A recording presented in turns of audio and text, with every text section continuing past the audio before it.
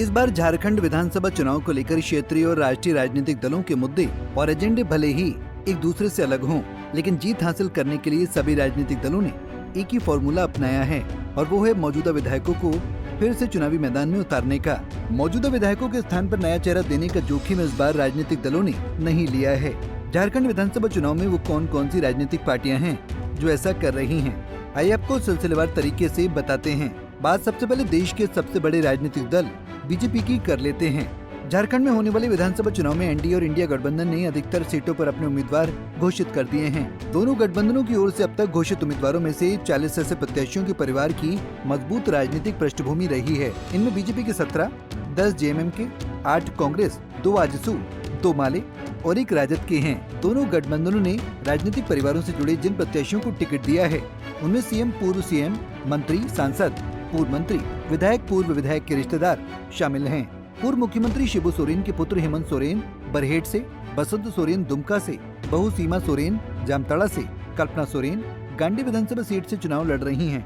झारखंड की जनता का जो विश्वास है और उनका जो प्यार है, और आपने जैसे देखा है कि अभी हाल फिलहाल में आदरणीय बेबी देवी जी, दीपिका पांडे जी और मैंने झारखंड में मैया सम्मान यात्रा निकाली थी और जिस तरीके से 3 प्रमंडलों में हमने घूमा और हमें लोगों का प्यार मिला, खास करके महिलाओं का प्यार मिला, तो मैं बहुत आश्वस्त हूँ कि इस बार झारखंड की आधी आबादी वो हमारे साथ तो हैं और उनके साथ हमारे जो भैया और हमारे बुजुर्ग हैं वो भी हमारे साथ में हैं। तो मैं बहुत कॉन्फिडेंट हूँ और हम आज लोगों के सामने जा रहे हैं अपने कामों के द्वारा, चाहे सर्वजन पेंशन हो, बुआ आवास हो, सावित्रीबाई फूले हो, मरांग गोमके हो और मैया सम्मान योजना। और आज इस महंगाई के दौर पे अगर आपके सर से बोझ उतरता है, बिजली बिल माफी, किसानों के लिए उनकी लोन की माफी, तो मुझे लगता है कि कहीं ना कहीं काम किया गया है और ये सब 2.5 साल में पूरा काम किया गया है। तो मैं समझती हूँ कि लोग अच्छी भांति से भली भांति जानते हैं कि सत्य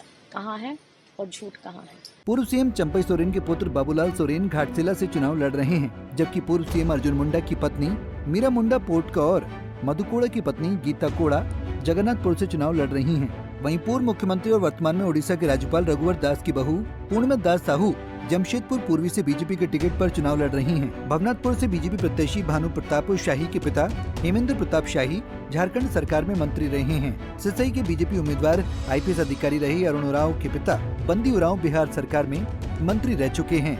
मधुपुर विधानसभा सीट से जेएमएम के प्रत्याशी हफीजुल हसन, शिकारीपाड़ा के प्रत्याशी आलोक सोरेन, तमाड़ के प्रत्याशी विकास मुंडा के पिता भी मंत्री रह चुके हैं।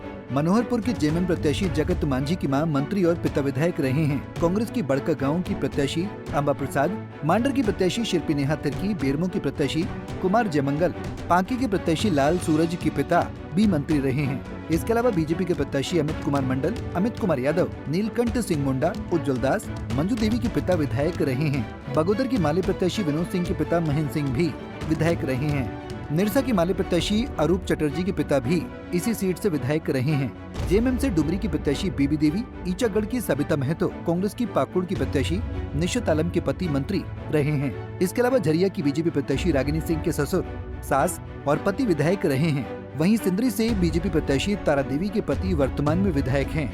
मंत्री सत्यानंद भोक्ता की बहू रश्मि प्रकाश चतरा विधानसभा सीट से बिहार सरकार में मंत्री रहे अवध बिहारी सिंह की बहू दीपिका पांडे सिंह मैगामा से चुनाव लड़ रही हैं। गिरिडीह से सांसद चंद्र प्रकाश चौधरी की पत्नी सुनीता चौधरी आजसू की टिकट से रामगढ़ विधानसभा सीट से और भाई रोशन चौधरी बीजेपी की टिकट से बड़का गांव सीट से चुनाव लड़ रहे हैं। धनबाद से सांसद ढुल्लू महतो के भाई शत्रुघ्न महतो बाघमारा से बीजेपी के प्रत्याशी हैं। चाईबासा की सांसद जोबा मांझी के पुत्र जगत मांझी, दुमका से सांसद नलिन सोरेन के पुत्र आलोक सोरेन झारखंड मुक्ति मोर्चा के प्रत्याशी हैं।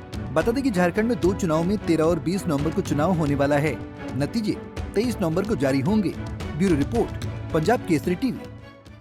हमसे जुड़े रहने के लिए हमारे YouTube चैनल को सब्सक्राइब करें और नई वीडियो की नोटिफिकेशन के लिए बेल आइकॉन को दबाएं।